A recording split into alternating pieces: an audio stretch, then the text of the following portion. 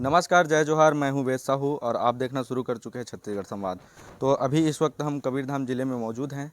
साथ ही यहाँ कबीरधाम ज़िले में जो 2020 से 2022 तक के जो 6 नक्सलियों ने सरेंडर किया है आत्मसमर्पण पुनर्नवास नीति के तहत, उनसे चर्चा करेंगे। यहाँ की कबीरधाम पुलिस के द्वारा उनको प्रशिक्षण, महिला सरेंडर नक्सली को सिलाई मशीन का प्रशिक्षण दिया जा रहा है। साथ ही पुरुष जो नक्सली सरेंडर किए हैं उनको इलेक्ट्रिशियन का प्रशिक्षण दिया जा रहा है। उनसे चर्चा करेंगे कि किस तरह से उनका जीवन चल रहा है, साथ ही उस पर क्या कहना है। जो अभी जो प्रशासन द्वारा, पुलिस प्रशासन द्वारा आपको प्रशिक्षण दिया जा रहा है इलेक्ट्रिशियन को लेकर, कैसे है, इससे आने वाले जीवन में आजीविका का साधन कैसे पैदा होगा? क्या लग रहा है कि बढ़िया जीवन चल पाएगा इससे? ऐसे होगा तो अब ये इलेक्ट्रॉनिक ट्रेनिंग जो प्रशिक्षण चल रहे हैं उसमें हम लोग अच्छा सीखेंगे। और भी हम सीखे हैं और प्रशिक्षण हुआ है, वो ख़त्म हुआ है। 10 तारीख में पेपर भी होने वाला है और हम लोग पेपर होने के बाद कहीं दुकान पे जाके और सीख के फिर भी और दूसरा अपना अपना हिसाब से हम दुकान वगैरह बना के हम लोग 2 पैसा कमाने के लिए दुकान लगाएंगे करके हम लोग सोच रहा हूँ। हमारे साथ जो हैं भोरमद एरिया कमेटी के जो पूर्व में नक्सली कमांडर रह चुके हैं, दिवाकर हैं। उनसे जानेंगे कि जो पहले आप बताइए कि आप रहने वाले कहाँ के हो और कैसे नक्सल में आप नक्सल में कैसे शामिल हुए? और नक्सल में शामिल होना तो हम लोग को पहले आते थे हमारे चेत्रा में कि हमारे चेत्रा जो कोंडागांव, जिला कोंडागांव है, मर्दापाल चेत्रा है, तहसील अभी तहसील है वो। उस चेत्रा में मेरा गांव है। एक चिमे मेरा माता पिता ने पैदा किया था, वहीं पे थे, बड़े हो गया। उसके बाद फिर वो नक्सल लोग आते थे और हम लोग को बोलते थे कि हमारे गांव में स्कूल भी नहीं है और हमारा मम्मी पापा ने भी हमको स्कूल भी नहीं भेजा था कि, और स्कूल भी उतना तक पढ़ नहीं पाया। इसलिए हम लोग को वो लोग आते थे और आके फिर बताया कि ऐसे तुम लोग रहोगे, कितना दिन रहोगे, पूरा हम हमारा जो संगठन में जुड़ जाओ। हमारा संगठन पूरा गरीब लोग को, आदिवासी लोग का जल जंगल ज़मीन बचाना है करके ऐसे बोला था। इसलिए मैं उसमें ठीक है, अच्छा ही बोल रहे तो चले जाएंगे करके ऐसे सोच के हम लोग उसमें संगठन में जुड़ गए 2008 में। कितने साल के थे उस टाइम पे आप, जब नक्सली संगठन में जब जुड़े थे? 16 साल के थे। उसके बाद फिर जब शुरुआत में जब नक्सली संगठन में गए तो फिर धीरे धीरे जो कमांडर तक के कैसे पहुंचना हुआ, कैसे रहा कमांडर तक का सफर? उसमें ऐसे ही हम लोग वहाँ का जो रहन सहन देखते हैं और बोल चाल और सब पार्टी का जो संगठन का नियम अनुशासन सीखते हैं। उसके बाद फिर उनको वो पीपीसी नंबर बनाया जाता है। उसके बाद फिर पीपीसी नंबर बनने के बाद फिर उसके बाद उसका पीपीसी में कैसे काम कर रहे करके देखते हैं। उसके बाद फिर डीवीसी में दे देते हैं। उसके बाद फिर डीवीसी में भी काम उसका बोल चाल सब, चलना फिरना सब कैसे करते हैं करके उसको देख के फिर एसजेडसी में ऐसे भर्ती करते हैं। ऐसे उन लोग का नक्सल का प्रमोशन ऐसे बढ़ते जाते हैं।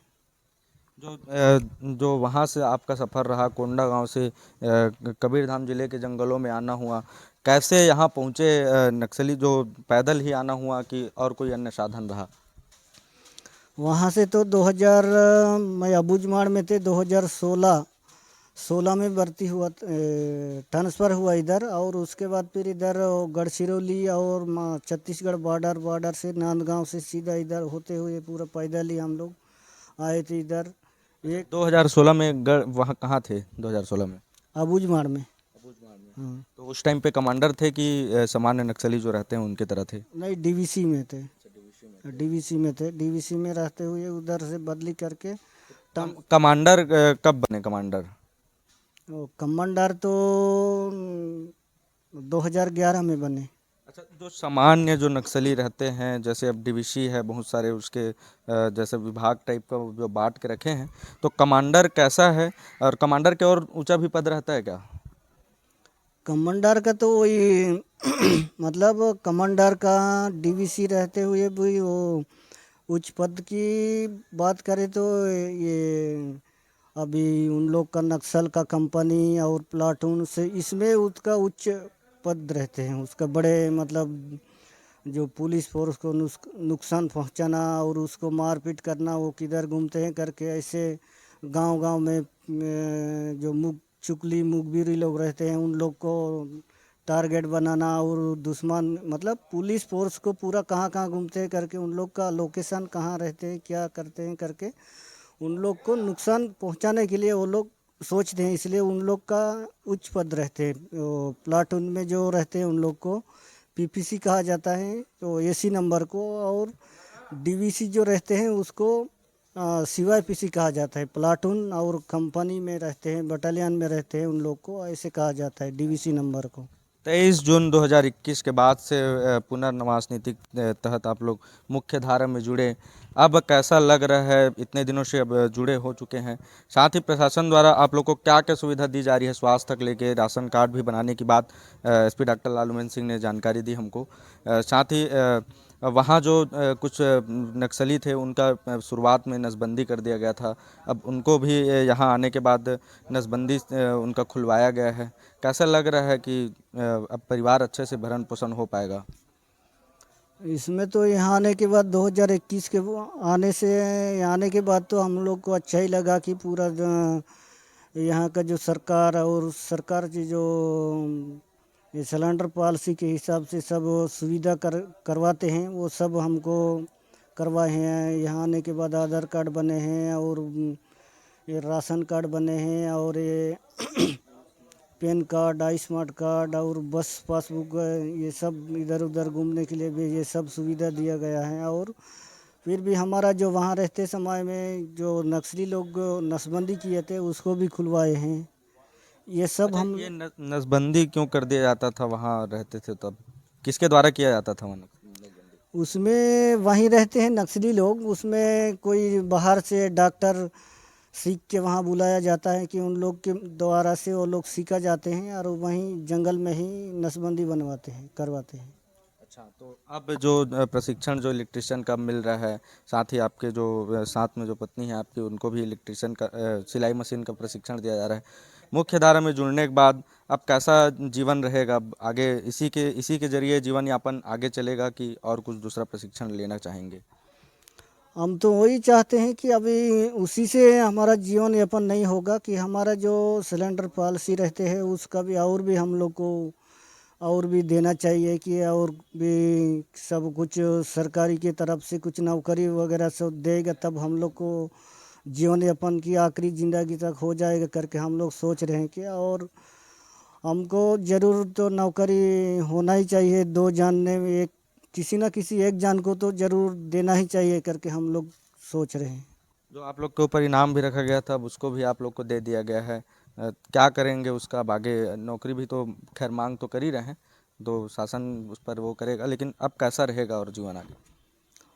उसमें कुछ वो जो हमारा दिया गया है उसमें कुछ हमारे मतलब अगले के लिए अभी तो नहीं होगा, लेकिन अगले के लिए जो कुछ कुछ ज़मीन वगैरह भी खरीद के हम लोग रखेंगे, घर वगैरह बनाने के लिए, घर बसाने के लिए अलग से अपन खरीद के घर बनाना और खेती बाड़ी ये सब करना, ये करने के लिए सोच रहा हूँ। चलिए ठीक है, ये थे हमारे साथ पूर्व में जो नक्सली कमांडर रहे दिवाकर कुर्राम, उनसे हमने चर्चा की। साथ ही वो जो प्रशासन द्वारा, साथ ही कबीरधाम पुलिस के द्वारा उनको जो प्रशिक्षण आजीविका चलाने के लिए दिया जा रहा है, उन्होंने कहा कि बहुत अच्छा है, वो अपने अच्छे से लाइफ जी पाएंगे, साथ ही उनकी फैमिली भी बहुत अच्छे से रह पाएगा। साथ ही उन्होंने जो उनको प्रशिक्षण के बाद उन्होंने मांग किया है कि उनको कम से कम एक जन को कम से कम सरकारी नौकरी की मांग उनके द्वारा किया जा रहा है।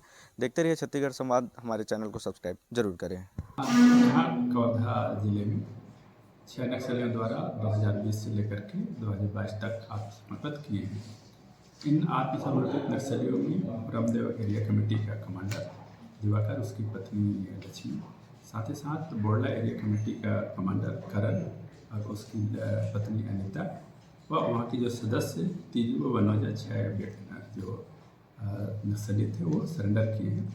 आज के दिन में उनके द्वारा सामान्य जीवन यापन खुशीपूर्वक व्यतीत कर रहे हैं। शासन की जो योजना है उसके तहत में उनको सभी लाभ उपलब्ध कराया गया जा रहा है, जिसमें विशेष तौर पर करके उसको राशन कार्ड हो गया, हेल्थ कार्ड हो गया और उनकी पढ़ाई की जो सुविधाएं, जो पढ़ना चाहते हैं उनको 10th का जो ओपन के थ्रू एग्ज़ाम का हो गया, और उसके साथ में उनको जो केंद्रीय सहायता व राज्य की जो सहायता की जो राशि है उसको उपलब्ध कराई गई है। साथ ही साथ उन लोगों के लिए आवास सुविधा के लिए राशि आ गई है, तो आवास सुविधा आवास भवन के द्वारा उनके लिए बनाया जा रहा है। इस जो सरेंडर नीति के तहत में एक प्रावधान है जिसके तहत में उनको आने वाले दिनों में जीविकोपार्जन के लिए तैयार करना है। इसके तहत में जो महिला सरेंडर्ड हैं उनको सिलाई की प्रशिक्षण दिया जा रहा है, और जो पुरुष हैं उनको इलेक्ट्रिशियन की एक ट्रेनिंग दिया जा रहा है। प्रशिक्षण प्राप्त करने के बाद में इनको स्वरोजगार उपलब्ध कराया जाएगा ताकि इनकी जीविकोपार्जन या फिर आय का साधन इनको बन पाए। वर्तमान में इन लोगों के द्वारा प्रशिक्षण पूरा कर लिया गया है, अब इनको आगे की जीविकोपार्जन के लिए साधन से उपलब्ध। हम लोगों का हमेशा अपील रहा है, जो यहाँ नक्सल संगठन है उन सभी थे कि जंगल में दर दर भटकने के बजाय पुलिस के समक्ष समर्पण करें और अपने खुशीपूर्वक जीवन यापन करें। जो हम लोगों के पास में जो सरेंडर हुए हैं आज के दिन में, उसमें से एक उसकी बेटी भी हो गई है, तो उसका बहुत सुखीपूर्वक जीवन यापन कर रहे हैं। 2 अन्य हैं, उनको नक्सल संगठन के लोगों के द्वारा उनकी नसबंदी कर दी गई थी, तो उसको पुलिस के द्वारा नसबंदी ओपन भी करवाया गया, और अब उनका भी जो परिवार है बढ़ेगा और फिर सुखी वैवाहिक जीवन व्यतीत कर पाएंगे। ठीक।